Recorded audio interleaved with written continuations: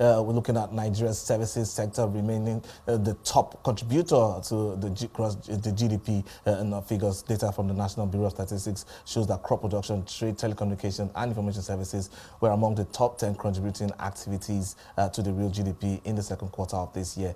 Meanwhile, Nigeria's Minister of Finance and Coordinating Minister of the Economy, Wale, Edun, has unveiled the implementation committee of the Accelerated Stabilization and Advancement Plan aimed at revitalizing key sectors of the economy. Emmanuel Onasami, the lead partner at Cardinal Professional Services, joins me now for more on these stories. Thank you so much for your time today, Emmanuel. And let me get your thoughts on what we're seeing play out and the dynamics of the economy here in Nigeria, looking at the services sector and all the other key sectors and how they contributed this year.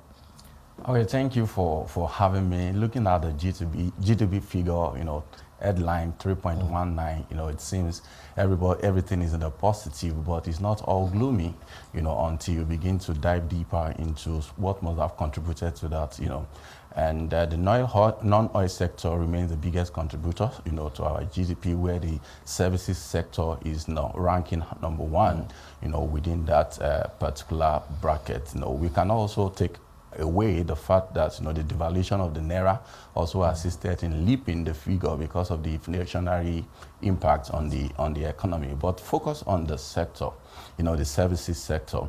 Looking at it from since 2022, the service sector has been one of the biggest contributors to our GDP as a nation, only that this time around is tipped very significantly higher.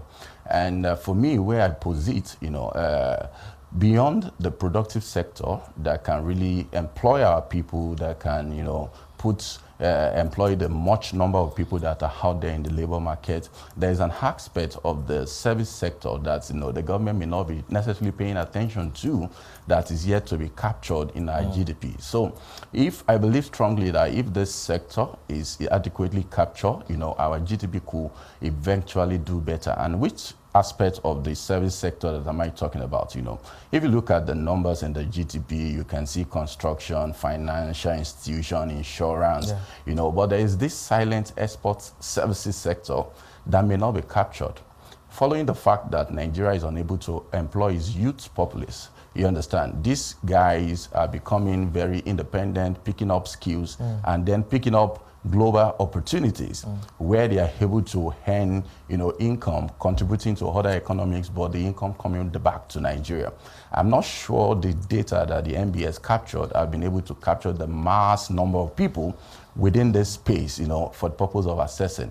So when we look at the services sector, what has been captured could likely be like 50% of what is actually contributing to the economy. So let's, because now we're seeing the government being a bit more intentional regarding the sectors with the Accelerated Stabilization and Advancement Plan here. They just unveiled some of the information committee for that there. But let me get your thoughts on how the government is going about this in terms of the key reforms that are needed in those key 8 sectors. Yeah, that intervention is actually long overdue. That particular intervention is long overdue because, the state of the economy needs an accelerated intervention. Urgency, there's a set of urgency on the table. The government has mentioned 8 major sectors, that are likely driven towards the productive sector. You have the energy, the health, and agriculture. So sadly, agriculture recorded a decline, in the last period that we are looking at, following all the bandits issue. But I would say this, that the focus of the government may be in the right direction, because what the government needs to do is to look at the sector that are really declining and see what we can do, which are the productive sector, to stimulate those sectors and get them running and growing again. And if you look at the service sector, the barrier to entry in the service sector is very low. The challenges in the service sector is not as cumbersome when compared to the productive sector. So the focus of the government on the productive sector seems to be a direction that we heed positivity, while we continue to evaluate how the services sector can also add to the bottom line. Yeah, because when you look at what the challenges that we've faced as a country in the past 3 or 4 years, we've seen over time that the middle class has continued to shrink, which is largely impacting the level of consumption that we could see play out in the largest space here. And our spending power of Nigerians dipped quite significantly, inflation eroding value across the board, and then the local currency also all this mix of challenges there causing so much problem there. But then it's a big question on how we're going to get consumption up there. And I'd like to know your thoughts around what could be done in medium to the long term to improve consumption in the country. Like you rightly said, if you look at the details of the GDP, it appears that consumption was high. And the reason consumption was high was because Naira was devalued. What you used to get at a particular rate 2 years ago has almost doubled in prices, and then consumption seems to be high, not necessarily because people are doing more.